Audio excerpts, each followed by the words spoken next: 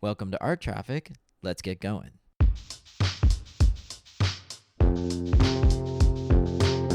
I thought it was interesting that you said you weren't trained as a documentary filmmaker, as if that's ever stopped you ever from getting involved in anything. I think you're post-training. If there's postmodernism, you're post-training.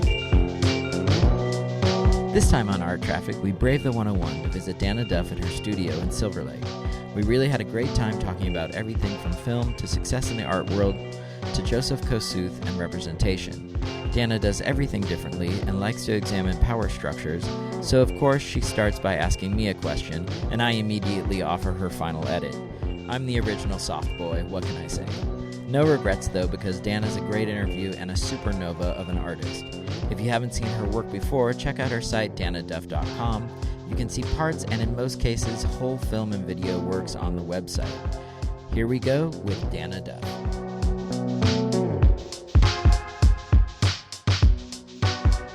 Thanks so much for being here with us, Dana, on Art Traffic. Can I ask a question? Of course. You may want to start over. Yes, flip it. No, we can edit anything around. Don't worry. We can just talk. Is edited, right? So yeah.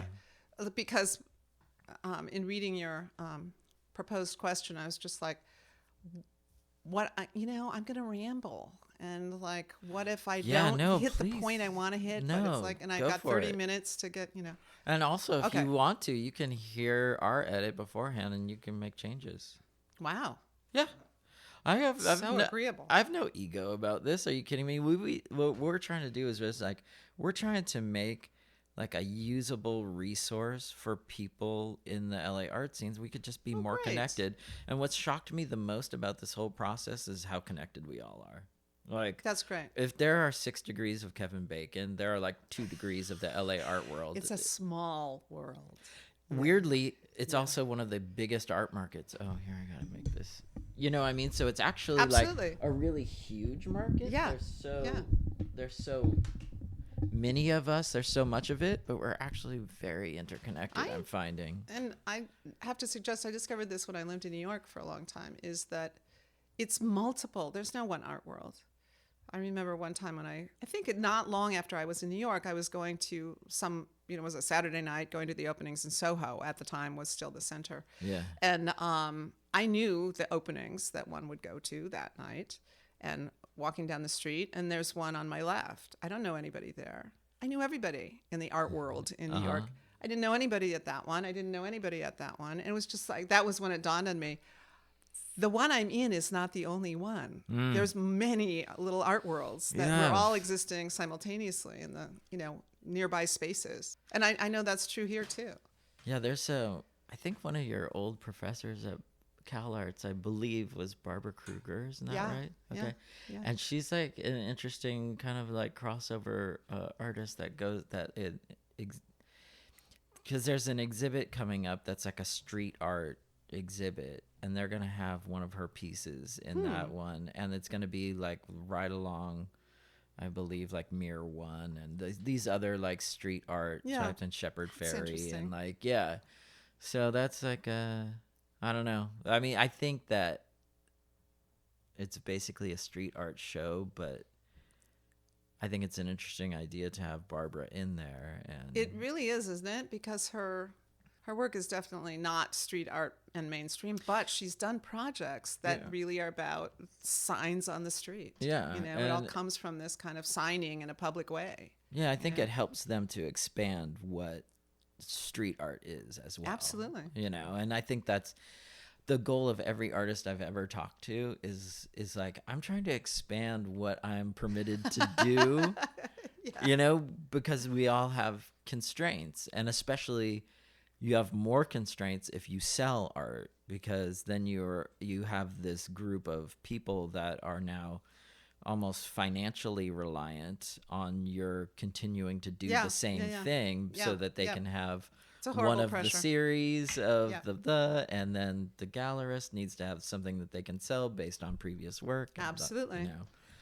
So. And that has always, that's always existed in art in the commercial realm, is that the gallerists, I mean, even in the most kind of innovative times, is like once you're with the gallery wants you to do the same thing, only a little bit different, just enough. But, you know, when I was in New York in the 80s, it was the same. It's like, watch out, because you become a little factory. Yeah. You know, yeah. Can you give us just a little background on you, whatever you want to say about, you know, maybe where you grew up and how you came out to LA? Yeah, I grew up in the Midwest in a working class, suburban, just kind of regular old folks, outside of St. Paul in White Bear Lake, Minnesota. But I started drawing from the moment I was awake. So I kind of was told that I was going to be the little artist. And I just kept, you know, drawing. And then I became more interested in 3D stuff. But fortunately, in Minnesota at the time was still very cultural and very liberal in its, you know, in its way. It really supported the arts. So all of my schools had incredible art programs. I mean, I really learned how to use, both in junior high and high school, we had dark rooms, we had looms, we had ceramics. At the time, I learned a lot of sculpture skills in in the boys' industrial arts classes. And I took industrial arts instead of home ec, right? They had those things, right? Yeah. You have those elective choices. Yeah. So I learned how to do the industrial stuff instead of the cooking. Then I found my way to a little outpost of the University of Wisconsin that wasn't far from the Twin Cities, and they had amazing art facilities. So they had a casting. That's where I majored in sculpture, and I learned how to pretty much make everything. They had a studio in almost every skill, from metal casting to weaving, ceramics, painting. They had spray booths and airbrushes, and I mean, it was an incredible place. Yeah. And some of my teachers there had gone to a well-known art school in the Midwest called Cranbrook Academy of Art. So I decided that I wanted to get more intense education in arts. So I transferred to Cranbrook, which was a graduate school. So I was the token undergraduate. I was the little prodigy sculptor in. There were two of us undergrads in this small grad school that was cool. In this beautiful. So you're basically stealing a grad school education for an undergrad. That's awesome. So what was interesting to me, because I went to a grad school as an undergraduate, I didn't learn how to, when I came to teach, I'd never seen a syllabus before. I didn't know how regular undergrad education went, how classes went, because I was just, you know, pretty much in the studio. So I had to learn all that once I got here and started teaching in the schools in Los Angeles is when I learned to make a syllabus. Yeah. So when you came out here, you came out to go to Cal Arts, right? Is that how it started? Exactly. That's how I ended up in California. How did Cal Arts get onto your radar from the Midwest? You know, it's funny. I realized that when I was in high school, I ran into a catalog for Cal Arts, and it had images of the buildings, and I kept the catalog all those years. Wow. But that wasn't why I came. It just kind of was lingering there. The reason I came is because at Cranbrook, I was exposed to conceptual art and started reading what was Avalanche magazine. Oh, you guys won't remember this. I came to work with John Baldessari and Doug Hubler and Michael Asher because I'd learned about them in the Midwest. I mean, they to me were the most interesting practitioners. So I had also applied to Yale, and I actually got into Yale at that time. So it was between Cal Arts and Yale, but I didn't want to move to Southern California.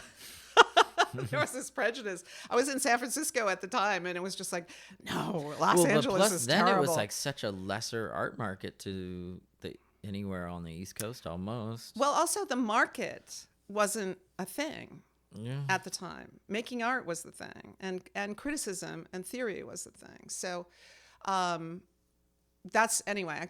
I ended up. I came to Cal Arts to work with Baldessari and Asher and Hubler, and that was like incredibly formative for me, both in working with those artists and those minds, but also informing my community.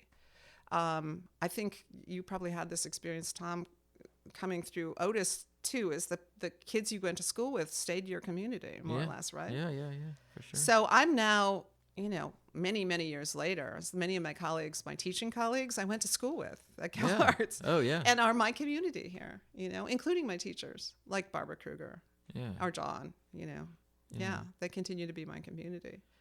But I moved back to New York. The group of people I came out of CalArts with, half of us stayed in LA and half of us went to New York. I was there. Some of my classmates were like Ashley Bickerton, Jim Iserman. Jim Iserman stayed here. Ashley moved to New York. Mike Kelly and Jim Shaw were a couple years ahead of me, but they were in my neighborhood. And so I stayed in Hollywood. And at the time that like the people I hung out with were several classes of CalArts people. And it was like, I went to school with Chris Williams and Steve Prina. I'm trying to think of who else moved to New York, a whole bunch of them. Yeah, it's just the coolest list of people It ever. was the coolest list. I swear, Tom, at the time in the 80s when I had been out just a couple of years, also the most amazing list of people came to teach us, like Barbara. Yeah. She went back to New York, but then she came back here. Anyway, for a time there, the CalArts people ruled, the art scene here, which was so fun because we felt there was a sense of entitlement, but we also felt like we could do anything. And unlike New York, the stakes were still low here because the market wasn't here. That meant we were free. Like we could do whatever we wanted. That's still somewhat true about this being somewhat malleable, because the artists that we're having a migration from New York to LA again right now, and those artists are commenting to me that they feel like LA is still malleable. Yeah, I hope that's and true. Still, like, there's still like point of entry anywhere. Almost you can still do what you want here, which I think is the greatest thing about LA. A lot of people say like, oh, we have no history because we keep knocking all of our architecture down and we keep obliterating everything. And I'm like, that's my favorite part. That's great. Is that we remake it as much as we want all the time, and it's more or less an open slate. And I think if we can keep it sort of like, to use a tech term, sort of open source like that, I think that's a good thing because we're constantly innovating. I'm so glad that you still feel that way. I mean, it's collapsing a little bit because money always collapses everything. I feel like I'm kind of watching the Manhattanization of LA right now. It's like watching what happened when I was in New York, when we could be poor, we could be artists, you could be sick and old in New York and still afford to be there. Well, it was like you were saying about Soho, the center just keeps moving around. It's the same things happening here. It's like it was Soho, then it was Chelsea, and now I don't even know where it is now because I'm not very hooked into I don't know about New York, scene. but the center of the art world is here and has been for a while, really. But the real estate gets too expensive. So what you're talking about is like where even then, even when I lived in Manhattan in New York, and even when it was more open, that still the pressure to make successful art and the pressure to show. And I remember I was one of the group that founded WAC, the Women's Action Coalition. Yeah. And part of what was so refreshing about that is that it felt like we came out of the studios. We'd been stuck in our studios producing. And it felt like it was really hard to make a mistake because the stakes were so high. Yeah. And that was something I really missed about LA. And maybe one of the reasons that I enjoyed coming back is that in LA, I had a chance. It felt like, too, all the arts participated together, like filmmakers and musicians and dance and all of the arts. People worked together. It's like it was more of a kind of, hey, kids, let's put on a show. Yes. Which I never had that in New York. I don't know. Interesting. Probably the Brooklynites have a little bit more of that now. I'm not sure. But and I think that still goes on here. I think it does. It's just, fortunately, LA is big enough that we just kind of have to move it around. But Yes. Yeah. yeah. Yeah, hopefully like the geographic center is kind of the LA art scene for a moment was downtown. It got smashed and now it's kind of decentralized. It's kind Hollywood. of like kind of, but then some people are like, "Oh, they're trying to make it in Inglewood," and then certain other people are But you know, that's trying all, to make it farther south, but I don't really feel like I it's don't all know. being driven by real estate. Yeah, It's like what we can afford. absolutely. Yeah. And we'll continue. And every to time we move somewhere, the prices go up because we make it better. No, I know. And then but It's called then, gentrification. yeah, and then it's the whole gentrifying argument, and the problem has always been low income housing, but that's a bigger Yeah. political. Yeah, it thing. is. Yeah, we could go on about. Yeah, no, and For sure. but I really do want to get into your work a little bit more. I have some real specific questions, but what would you want people to know about your work if they were like fresh coming to your work, never seen it before? What would you want them to know? I guess it depends on which work we're talking Well, about. I mean, we're because talking about the ranges whole a body lot. of the work. I mean, because it starts really in heavily It's sculpture. three-dimensional type of object making, moves Yep, into yep. film, and to me, that's in your work. I have a certain feeling about that, and I'll share it with you. But first, I kind of want to hear I guess I can. what you feel like the theme is that moves through the whole. Yeah, and I all the can work. answer that question, and because it I mean, I've recognized this for a long time, but each body of work has kind of a different focus. Nevertheless, I realized when I was doing this program of the catalog series, which is 13 films, but putting together the 8 films for the recent screening, I came across an image of Joseph Kosuth's 1 and 3 chairs, if you know the work. I do. So this was like This is really peak interesting. conceptual art. It was about semiotics. It was about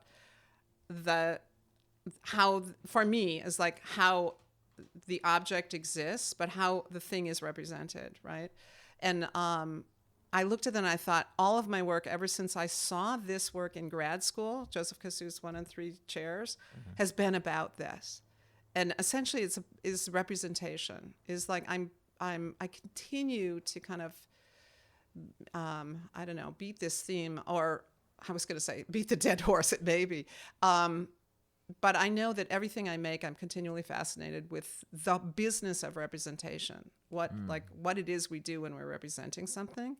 And with the films, one of the reasons for my shift, I've always worked in film, but on and off, but recently my shift to film is really a frustration with the static nature of sculpture.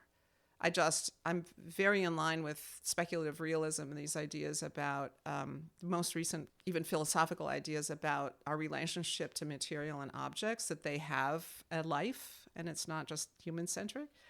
But if just a frustration with sculpture's stuckness, I want things to move. So over time, if you look back in some of the older works there's one over there, the jars of liquid. Yeah. A lot of my work is made with transient materials that they don't exist anymore. I was a little foolish. I didn't realize how quickly it's like, whatever. I didn't care about archival.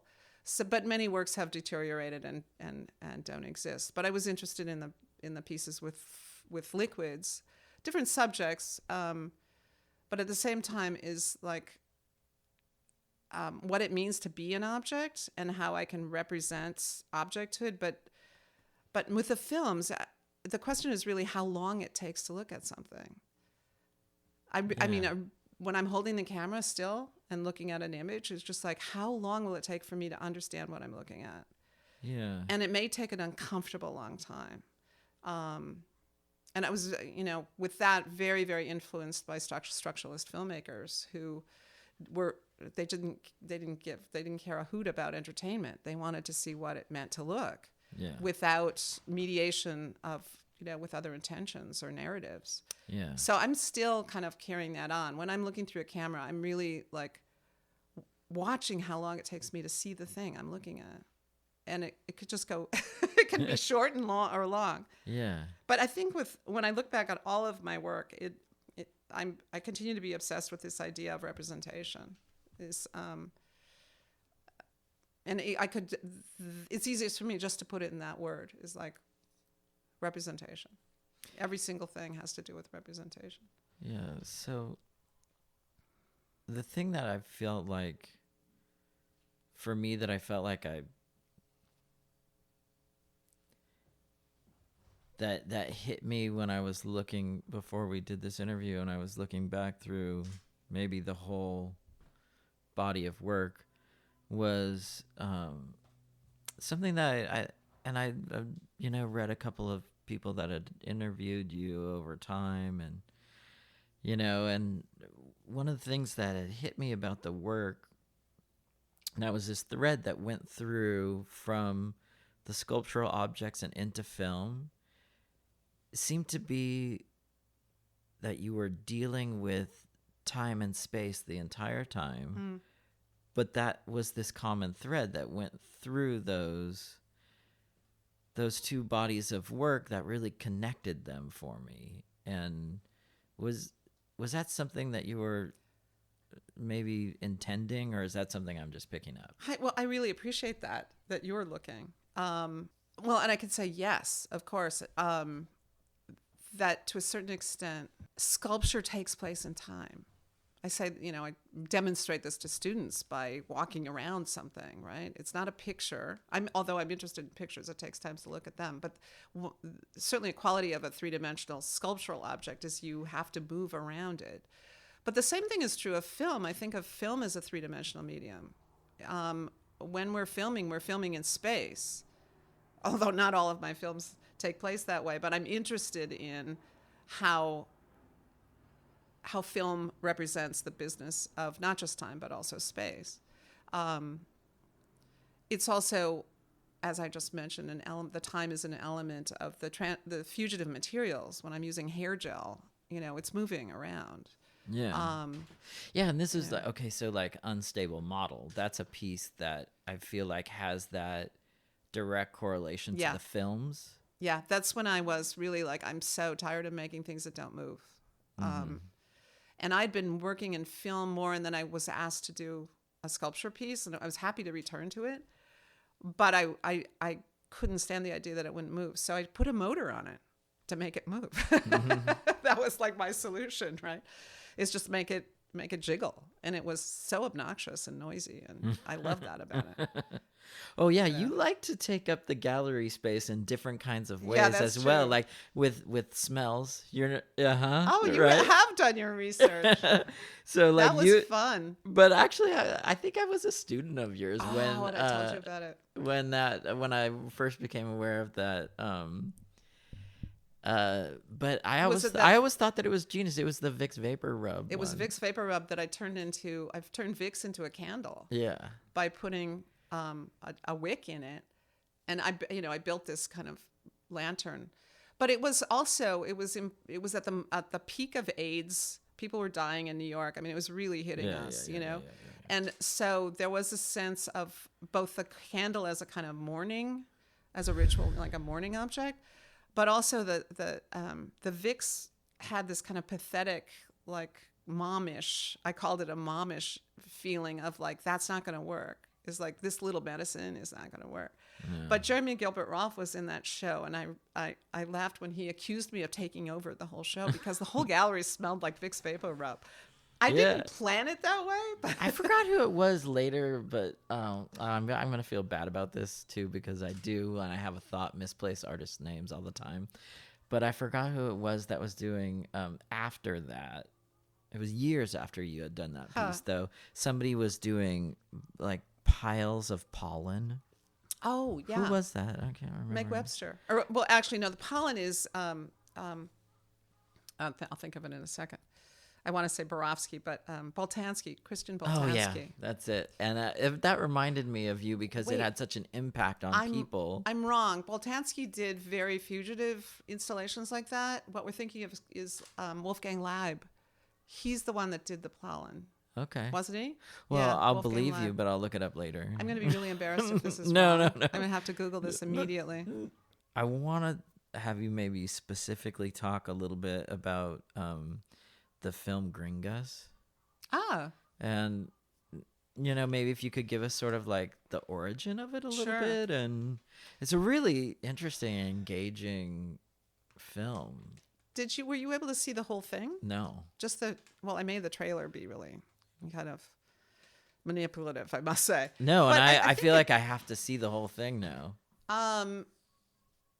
That one you can. I think I've opened it. The main reason most of whatever films aren't open on Vimeo are because they're in festivals. Because I show those mainly my venue. The way I show my work is mainly in international film festivals, and they have to be closed while it's still in the festival circuit.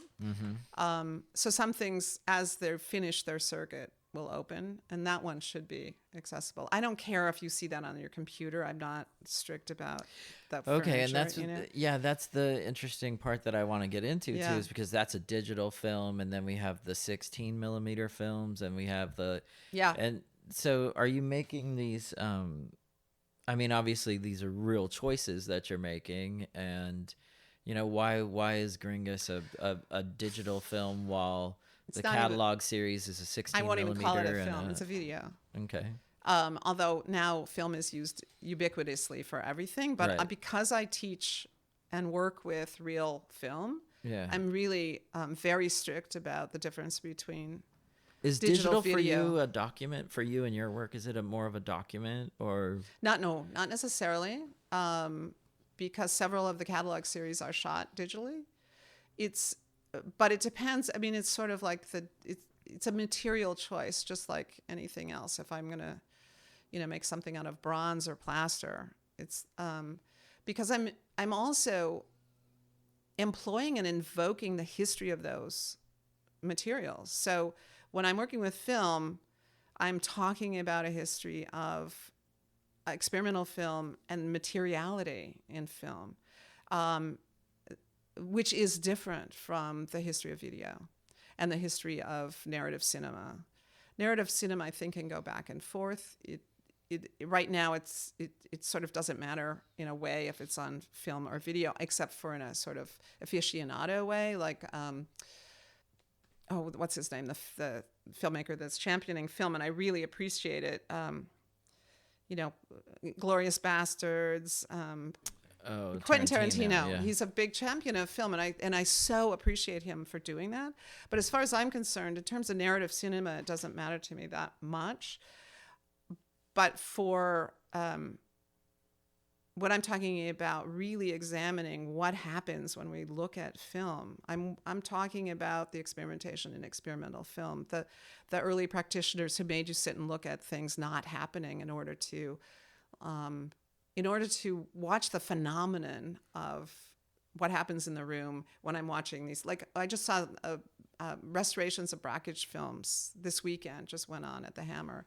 There's no sound, there's no nothing. There's we're looking at, in a way, sometimes hand-painted, sometimes abstract, sometimes imagistic, in a really different way to construct an experience for him that had to be without sound because he really believed something would happen. And I sort of inherited that belief too. It's like, I'm interested in it. I want to watch what happens to me when I'm taking in a moving image that isn't attached to a story, or it isn't attached to the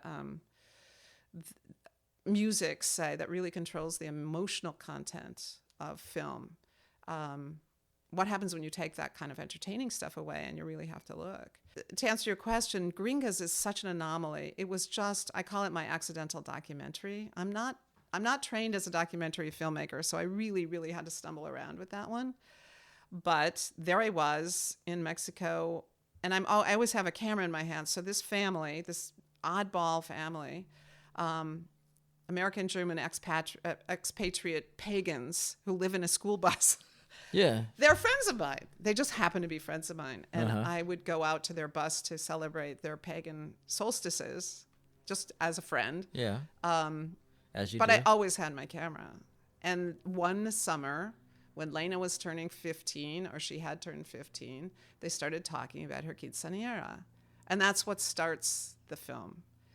I just kept my camera on. They're so used to me having my camera that they didn't Yeah. because I had history with them. They were Yeah, comfortable, no, it right? seems super comfortable. Yeah, but I in the beginning of that, when I'm asking them questions about the quinceañera, I was realizing that I needed to keep the camera on, and I needed to keep shooting, and I needed to keep coming back because there was a story happening. Is this blonde-haired, blue-eyed American Mexican kid was about to go through this Mexican ceremony, and she had these like kind of radical refuse-neck parents that don't belong there. She's coming up as a country really like a hick Mexican kid, but she's not. You know. So I just kept shooting and shooting and shooting, and then decided I had to turn it into something. But I'll never make anything like that again, I don't think. Well, I don't know. I might, but I don't.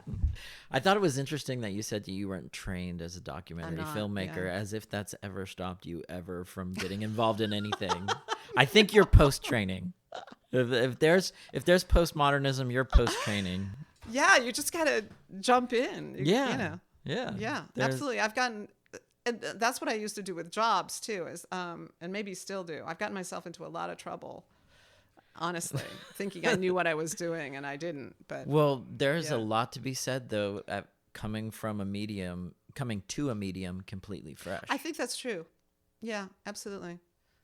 Absolutely. I continue to teach this experimental film class with Super 8 cameras, and I start their training at 1964 because that's when the cassette for the Super 8 camera was invented.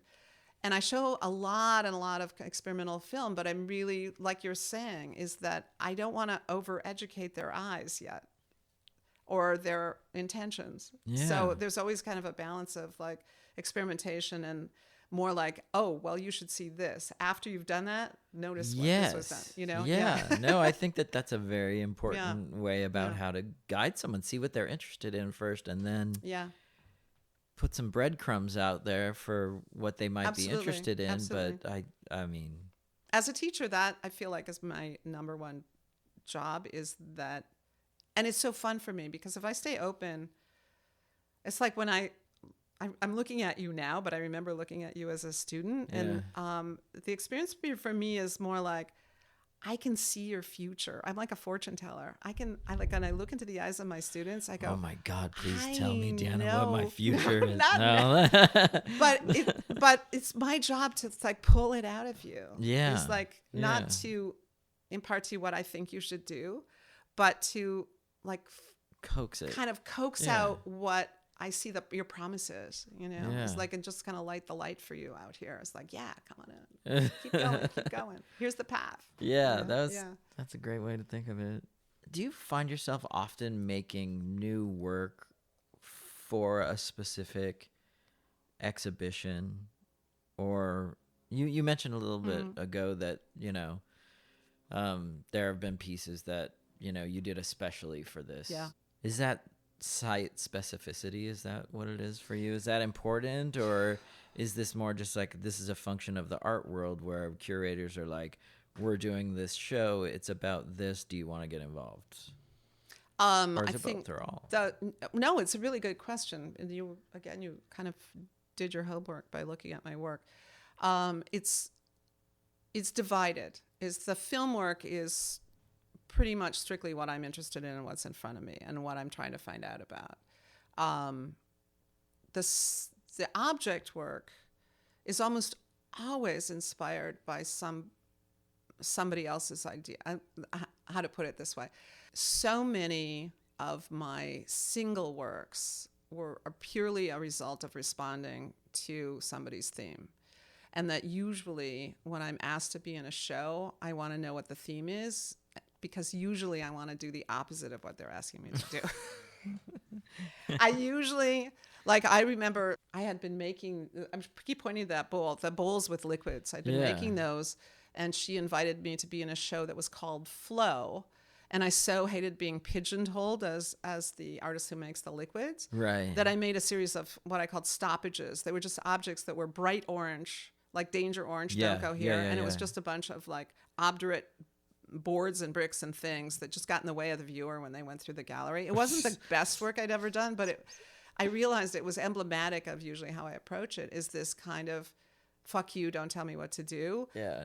But also, well, not always. There was one of my favorites actually is when I was in New York.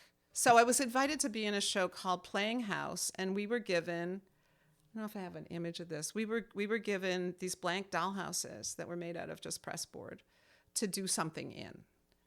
And it's like, I have no interest in houses. It was a domestic theme. It was all women artists. I was not at all interested in domestic themes. I was interested in medieval carnival. Now we know you skipped all of the home ec classes. I did. I skipped the home ec. I wasn't interested in domestic themes, except maybe theoretically. What I was interested in at the moment was my study in medieval carnival and the figure of the pig. So I sawed that dollhouse down into sawdust, and I glued it all together with Elmer's glue and made a full-size pig out of the sawdust that was the exact cubic volume of the dollhouse. So I had to study pig anatomy really carefully. Yeah. And so I still have that good down in the size. studio. Does a dollhouse make a good sized pig? What is it? It was big. It was a big dollhouse. So my pig was probably 2.5 feet high by 3 feet long. So it was a good small sized pig. This is like a county fair piglet. You could guess its weight type. Yeah, it would be a medium aged pig. It would like be a teenage pig. Exactly. A good Midwestern girl like you would know this, right? But you know what? You just bring me to something. That kind of attitude of resistance. That was really some of the things I learned at CalArts. I am so grateful for because they've persisted, and that is an abiding interrogation of received ideas, and that is like when I tell students about what I think something is, there's a voice in my head that will always say, why do I think that? Yeah. Who taught you that? And what's the agenda behind that idea? Yeah. And so it's almost like an implant I can't do without, because everything I say or claim to believe, I pause and go, why do I think that? And part of that is constantly questioning authority. And that is most particularly the authority that I've internalized. That's what has to be interrogated. What those agendas are, who that came from, and I think that's even because I think the main concern of your program and your interview, you often use the term art market and what's happening and how's that feeling. I don't feel like I'm in the art market. Especially working with film, I'm not that interested in the art market, but I'm really skeptical about, ever since the art market shifted from when I was coming up, it was art critics and theorists that we were paying attention to. Yes. Since the days that it's shifted to collectors and art fairs, and super galleries like Gagosian. Right. So do I really want a real estate salesman to determine the worth of my work? Eli Broad, right? Yeah. You know what I mean? It's just like, I think you really have to look at the power structures. Something that we talk about all the time. Right. I feel like my mission now more as a teacher is to almost plead with my students to interrogate their ideas about success and failure, because they will be unhappy their whole life long if they don't make it as a superstar artist. This is a big part of what Side Hustles is all about. That part of our program where we talk about how people make money is because in a way it's sort of like I was kind of trained in the like Marxist critique of capitalism, follow the money, which came from us. Yeah, exactly. And so but it does really help. And it's also like the main point of I mean, what Side Hustles does for us on the show is it dispels a lot of myth. Great. It reveals a lot of, kind of like how we're all making it is like it's a topic of real interest to people who are not artists and who are not maybe necessarily in Yeah. the loop as far as, Yeah. you know, they're not a curator, not, you know, they're just a regular art watcher, lover, viewer, you know, audience. Right. Right. Well, great.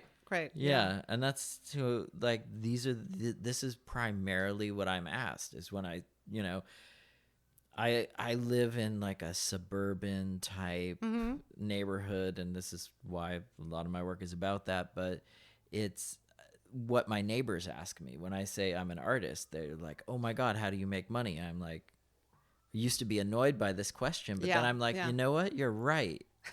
Absolutely. You're right. We Absolutely. should talk about this and dispel this, and the market itself for that reason is vastly interesting to me, because it's almost a thing where another big complaint that I hear from students coming out of school is like, I wasn't taught how to make it as an artist financially in school. Yeah. And the thing that you're really told, and I think it's actually super valuable, is that every artist's path is going to be different. Absolutely. And you can't, there's almost no answer for that, because you have to creatively go after this, you know, and Right. you have to bring your creativity to bear to find out what that path is. And unfortunately, these days, as a teacher, as a college professor, we are more and more called upon to claim outcomes. We have to prove outcomes. That our students have become customers, and that what they're buying is a lucrative career as artists once they get out. Like it's a design, you know, more kind of design-based thing. And I am more and more sympathetic to the concern about how expensive it is. You want to have some kind of, parents especially want to have some kind of guarantee. But when I was, unfortunately, we live in a culture that doesn't value art. It doesn't support art, except as not unlike the music industry or other, you know, celebrity industries where you're on the top or you're not, you know. Right. When I was coming up, because money wasn't ruling everything, or our sense was, like we talked about in my studio earlier, is like what you learned in school was how to be smart and how to solve problems. Yeah. So I worked at dozens of different kinds of jobs, as I mentioned, including going from being a television director to decorating Christmas trees, which was more fun than directing TV, I must say. No, I can imagine. That it never occurred to us we just got jobs. And I guess at the time, it never occurred to us that we were going to make money making art. Necessarily. And not that I don't have anything against that. I really don't. It's just that the more and more that money controls art, and the more concerned I become about unhappiness, like unhappiness of my students if they don't become famous artists, unhappiness of my students if they attach their value as human beings to whether or not their work sells in a market that is fad driven, that will be here today, gone tomorrow. Yeah. It's not, there aren't the permanent values, because there are not the kind of, I'm trying to think of an example of permanent values that we imagine that the art market has permanent values, but it doesn't. It's as fad driven as pop music or anything else. So I really worry about my students who are coming out really staking their value as human beings to whether or not their art sells. It's going to be a world of pain. They're going to be unhappy. Maybe they'll be happy for a little bit, but I'm old now, so I see it come and go, you know. And I think at a certain point, it's really just about making your work. You just got to, you know, go to the studio or wherever you make it and make the best work you can and continue to learn. That's still where I'm happiest. Yeah. My work in the studio has so little to do with the market. And I think most artists, that is the case. It's like, it's really two different things, you know. Yeah. What it does in the world and what you do with your work, it's really two different things. Most of the time, and I think we told you guys too, is that you got to make your own place. juniors in college would ask, well, how do I get a gallery? And it's like, make your own. Don't ask me how to get in one. Make one. Yes. Create your own situation. Yeah, Absolutely. we had a really great interview with a artist run, and I showed an artist run, and the two it was just two young girls who had just graduated, and they're like, oh, we're gonna make this space, and they just got this Great. really inexpensive storefront, and they just made the whole thing fit their lives. It's their studio, Right. but then it's that their shows run for 4 days. Yeah. And that's what fits for them, because they have to clear out their whole studio, make it into an exhibition space, and then switch it back. And it runs from like Saturday till, Tuesday or Wednesday in the week or whatever. And I don't know. I thought it was a brilliant idea. That's and so great. I had to have them on the show and talk about and what that experience is like. And I think more people should do it. a big part of this too is the question, who's your audience? Always. It's like, but I'm going to bet that the young women with that studio, their audience is their colleagues, is like their friends, they're co-artists, right? Yeah, you're absolutely right. But at the same time, their walk-in foot traffic is great. Great. Because they're in a part of North Long Beach that actually has that. They actually have foot traffic in that neighborhood. Yeah. And people will actually just kind of like wander in because they don't know what it is, because there's no other galleries within country miles, And that's like, so people from the neighborhood will drop in and be just like, what's going on here? And that's like maybe the audience that's like great. the most. I'm sure it's great fun for them. Yeah. It's really a community thing. Yeah. Yeah. Yeah, you should stop by Flatline Gallery. Flatline. Fabulous. Right? Yeah. Yeah, absolutely. I don't know if I saw all of this film online. I think I did, but I don't know if it's all available. But okay, so I had a real visceral reaction to Bomb Girls. Oh. And yeah, that's my feeling that I got after I got done watching it was that we could all be suicide bombers, and perhaps all of us are. We just haven't done it yet. That's great. And I don't know if that was the intention, but I had this visceral feeling that maybe I was a suicide bomber. And it was weird, right? Because it was like, okay, so the film, and everyone should go and find this, and I believe I saw it on Vimeo, it's on my maybe website, it was on your site. It was on your site, which is streamed from Vimeo. Yeah, and I think it's because of the point of view of the camera in it, and the anonymous nature of I don't know. Can we call them characters? Subject? No, they're not subjects. I don't know. The ones in the image, or the ones I'm talking about? The ones in the image, but then there's the narration over the top. Yeah. Which is the thing that really kills you, because you're like, this narration could be talking about anyone. Mm-hmm. Yeah. And everyone, and then there's just like, it seems like the anonymous type people in the actual video, or like, could be me, could be you, could be anyone. Yeah. First I have to say, Tom, I'm absolutely thrilled that you had a reaction to that old little piece that I don't think has ever been shown anywhere. Maybe it has. I don't remember, but it's like at least 15 years old, I think. Yeah, but it's unfortunate how timely it is. It is, because we continue to have maybe this problem. Pull that out. I was making these short pieces. That's like a minute and a half. Is that's really the complete short. film is a minute and a half, right?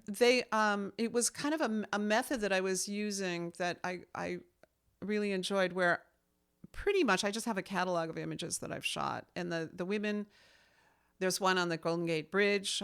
A woman in her car was taken 1 year. Some other year, the women in the subway in New York was taken probably 2 years before that. Okay. But for a long time, and I still do this, is I just shoot video, and then I have a library of imagery. And then at a certain point, I'll pull that all up and kind of collage it together. But at that time, I was recording myself in the car just as I was thinking of things. And that was not done. None of that was done for that. That was just one of the recordings I'd made in the car thinking about something. And so I took that, and then I thought, well, this image will be good with this. And they have nothing to do with each other than looking at people. I have a lot of footage of people waiting. I really love riding the trains in Europe or anywhere because there's a lot of people waiting. Yeah. You know, so this kind of funny privacy that we have when we're waiting. Yeah. Or in public space, but really contained. Yeah, right? the 1,000-yard stare. Yeah, exactly. It's like because I have such intense privacy when I'm in that, especially when I'm in another country, I don't understand the language. It's just an amazing privacy you get. But then watching other people have the same experiences of me, of the thinking. Well, everyone does, and that's the commonality. Yeah. I guess that I was tapping into. But you're right. Although I didn't think of it like that at the time, there's this humanity to that film that. And it so happened because the suicide bomber in that case was a Palestinian woman. I was sympathetic with the plight of the Palestinians. So I had to pause to consider. I mean, I had cut out a picture from Time magazine of her on her back. I don't show it in the film. I don't show it in the video. But I looked at it in my studio every day. And so I was thinking about that photograph of her body. What she must have seen, what she was thinking when she knew she was going to die. I mean, as I talk about when she knew she was going to die. And then it's just me extemporaneously thinking and recording it and putting that all together. But yeah, it's shifted now a little bit. Yeah. Yeah. I'm so touched that it touched you. Yeah. Yeah. No, I mean, your work's fantastic, and that's why. That other one, that's too. why we're here, and that's, There's a companion piece to that. Right next to it is the, I think I call it now Brown Eyes, about my sister. And it's a film, a Super 8 film of a bullfight in Tijuana. Oh, okay. Yeah. Sure, yeah. But in that one, I am pondering, like, the miracle of film is that two things that are miraculous about film is that you can separate sound from image. Like, Peter Kabelka says it's the only place where you can which you do with the drawings later on based on stills from film. Yeah, kind of. But actually that I can watch you and your mouth move and not hear you, and I can put some other kind of sound on top of it. Like, where else do we get to do that? Right. But the other thing is I can make time move backwards. So with the bullfight film, I couldn't stand what I was watching. I had all my cameras in front of me, both video and Super 8 at the bullfight. It was like, oh my God, I can't believe I'm watching them kill this animal. And then I couldn't bear looking at the footage, so I drew it instead of running it. But then I decided that I could make the bull live again by running the film backwards. So it's subtle, but you may notice if you watch it carefully, is the bullfight film, the bull is going from dead to alive. Like, he starts out on the ground dead, and then it's only 2 minutes, and then at the end of the film, he's standing up again. Yeah. So I could resurrect the bull. Right. But then also, my sister had, at that time, recent around that time, had died. So that's one of the reasons I'm talking about my sister. So this film is about wanting to resurrect your sister? Let's just say trying to resurrect, kind of pathetically trying to resurrect dead things. Yeah. Yeah. So there's another sculptural piece that maybe is this bridge piece to film. Super 8, I believe the name of it is, and it's a. I love this piece. Like, I don't know why you're like I'm laughing because I love that piece. I'm bringing back stuff from the way past. Is that no? But nobody ever paid any attention to it. So it's like, for me, it's like you're doing me such wonders because nobody responded to it. There was no review or anything. So a lot of times, when you make enough work over a number of years, you feel like They just go off into, you know, I just can drift off into the sunset. I actually like I'm very interested in reviews, and I would actually love to have a reviewer on, or you know, Yeah. so it's a writer on the podcast. I would love to ask about their process and stuff like that. But reviews of your work that I've looked at just recently, I don't read a lot of reviews. I don't either. But I did happen upon a couple of your work, and they were just like really unexamined, you know? Yeah. Which ones? I don't know. They were just like, you know, I didn't pay too much attention to them. I just remembering them right now because you mentioned it, but it was. But that's, I mean, that things weren't well received. Is like I read a couple, and they were just like, you know, and so much of the reviews that we hear about in general, not just of your work, are just kind of like they're very glib. They're very blurbish. They're like, this is happening at this place. You know, the work's great, you should go see it, or the work's, you know, getting a lot of attention, or it's like they're not necessarily about the important themes of the work. I think that's also like in a magazine or a newspaper, usually magazine reviews, that's what they're paid to do. Is like my husband and I were just talking about how many reviewers I know that started as, he was talking about John Ashbery starting as an art critic. And I said, yeah, but I think Ashbery actually kind of started the trend. I know so many poets when I was coming up. My poet friends would do art criticism for money, like Eileen Miles or Dennis Cooper. Those were the first writers about my work, were with the poet friends. But then also knowing very well another classmate and dear friend was Benjamin Weissman, who wrote for Art Forum for a long time. And I just watched that kind of glib style was the style that they were encouraged to do, is breezy light, did a certain kind of language. Because I know his other writing, but he really had this particular style for the reviews. And of course, it's edited by the magazine. So I think the magazine also creates the conditions of that kind of light and breezy thing, you know. It's really magazines like Extra or more like Features, where they can't get in depth on those little blurbs. And also I don't think they can any longer. This has certainly happened to Benjamin. They can't say anything negative. Like, they get punished if they say anything negative. Yeah. They can't really do criticism in reviews. Maybe like, okay, that's it, you guys. Now we have to start an online magazine. Yeah. I'm looking at Calvin and Jonathan. They're looking at me like, because that's one of the things about the podcast that's so great is we have total autonomy. Yeah, it could be any format we want it. I mean, as far as length goes, we can do anything. You don't have advertisers. No, we don't have advertisers. We don't make any money off of this. Art Forum does. Yeah, no, I know, and that's. I mean, I think the minute somebody tried to tell me who to interview or how to do it or anything like that, it would instantly drop in value.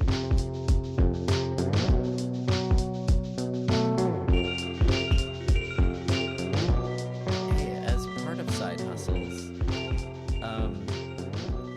being a professor for me, it's a side hustle. Yeah. I don't think y'all would be doing it if you could just like do your art exclusively. And I know that this can be somewhat prickly for certain people because they're like, no, it's so a part of my process and blah, blah, blah. Yeah. I don't buy it.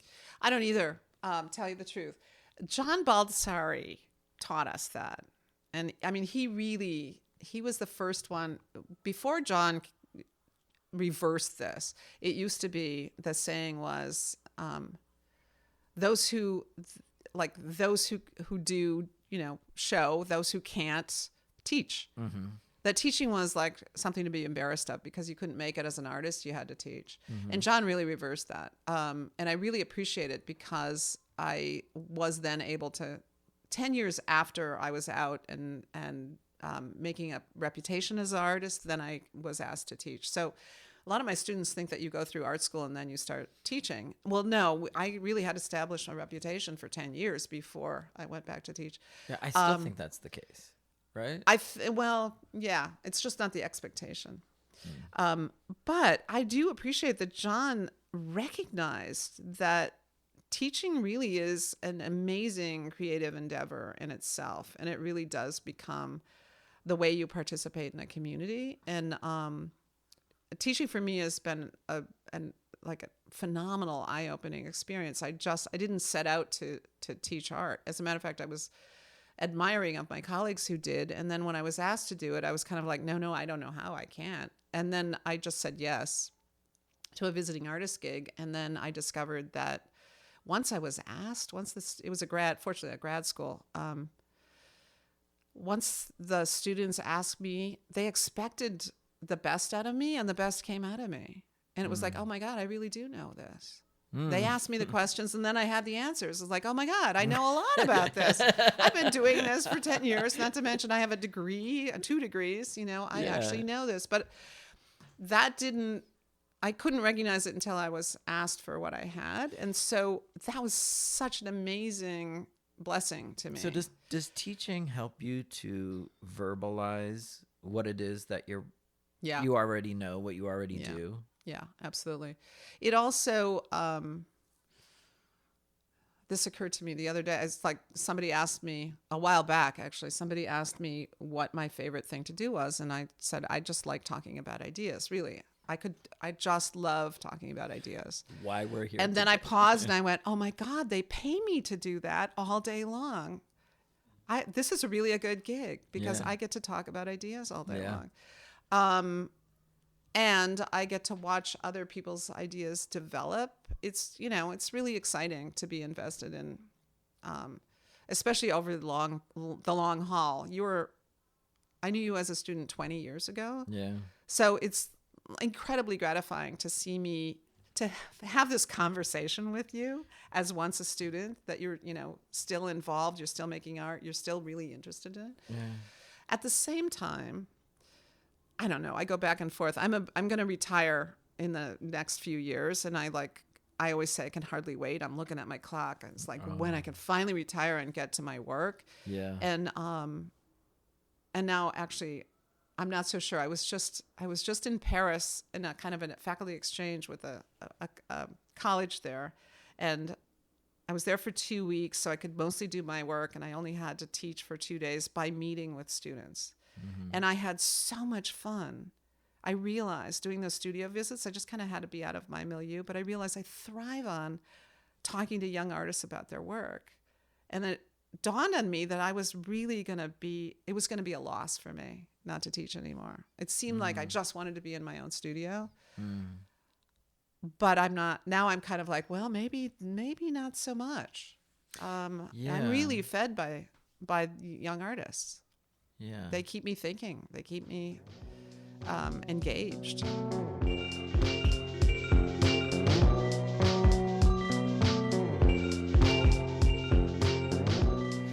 Okay, so I think that we kind of covered a lot of our main things. 2 things that I know that we didn't really cover yet, and that's what's coming up next for you and in the immediate future.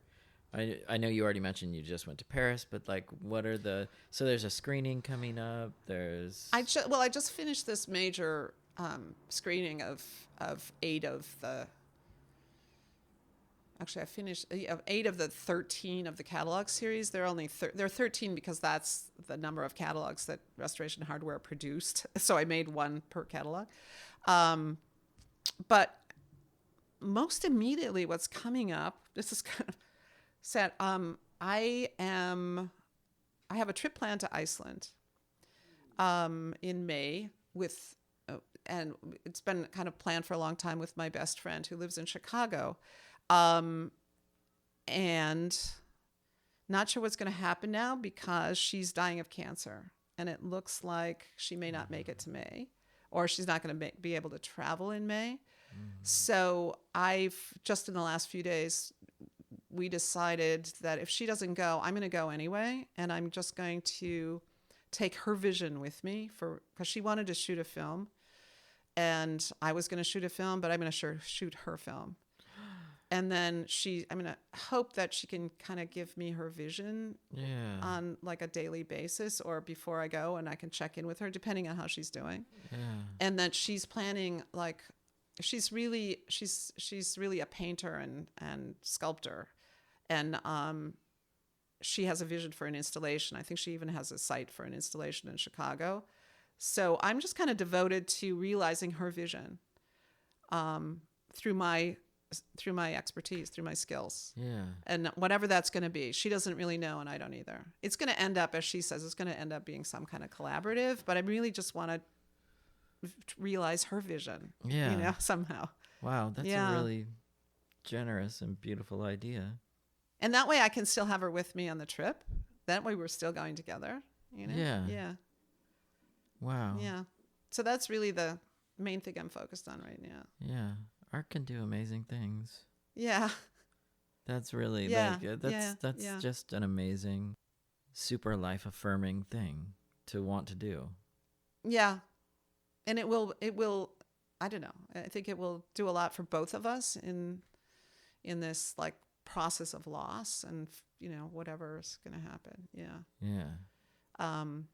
And somehow being present for it at the same time, being able to not just sit with it, but process somehow, Yeah.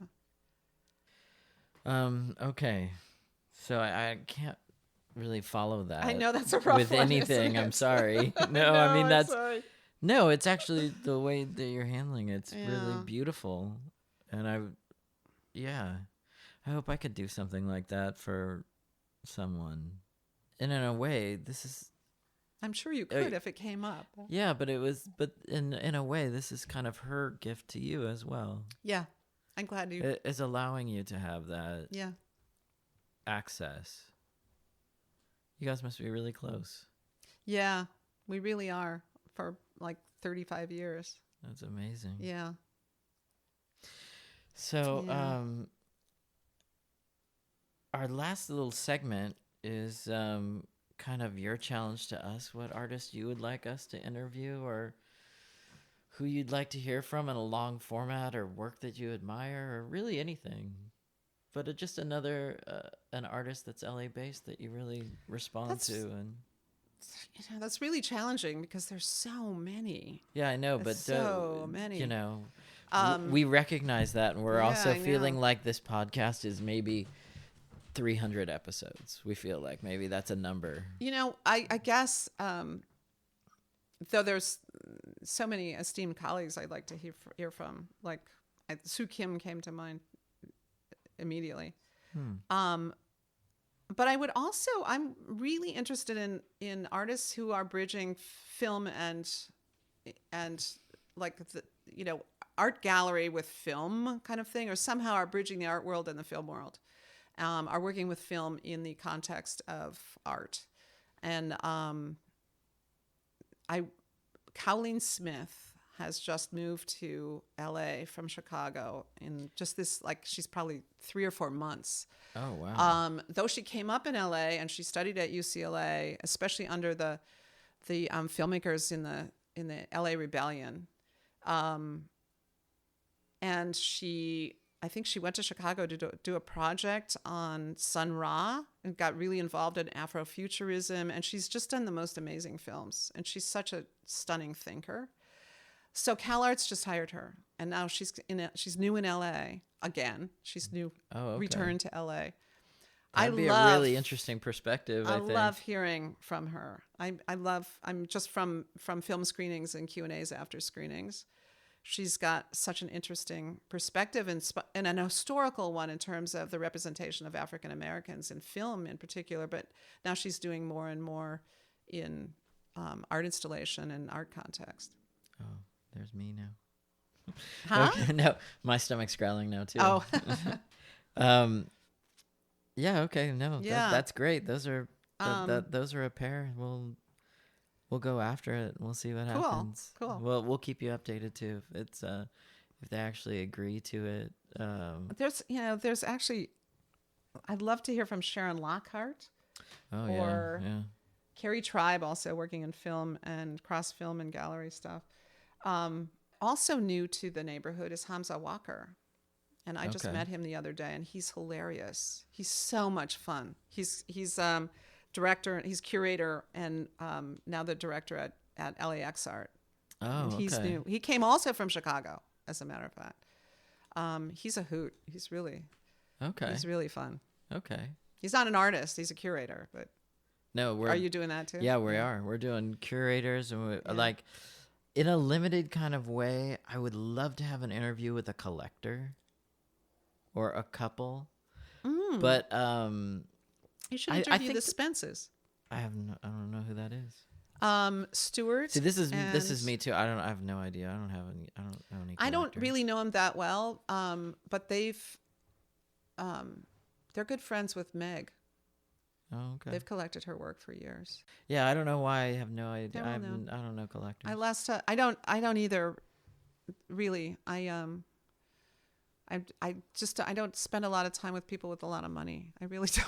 Yeah. Which hasn't served me well. Oh, I'm actually, a working class kid from the Midwest. So. Oh wow! I just thought of two people actually that I've met that are actually collectors. Okay. But they know have why the I just thought of Spences that. might be interesting because they are like the history of Los Angeles. And Yeah. they've been around since Oh, that's great. way, Well, like I'll have to really look as them the up, as too, the whole yeah. thing has shifted. Yeah. See, that's interesting. I would love to hear from Yeah. someone like that. It's really historical experience for them. Yeah. Wow. I mean, I think if done well, it seems like something that could really root you to your place and Yeah, your, absolutely. your Yeah, people. yeah, But then yeah. again, I think we mentioned D-Li Broad before, and he kind of like, he collects like a businessman. Yeah. Like Yeah. he started by acquiring impressionist art. Yeah. Not because he loved impressionist art, but because at that time that had value that he was sure would appreciate. Sure. It was like a real estate transaction. He's made himself a lot of money. Yeah. And he's made which has given him a lot of control Yeah. over a lot of things, including education. Which, Right. I mean, he really has a lot of influence over public education and And a lot more access to people that write curriculum and Yep. all that kind of he stuff. actually has a foundation that educates school supervisors. Yes. Watch out. Yeah. My husband's a public school teacher, No. so I'm very politicized on public education. Oh yeah, me and too. Broad I'm is married to a there you public go. school teacher. There you go.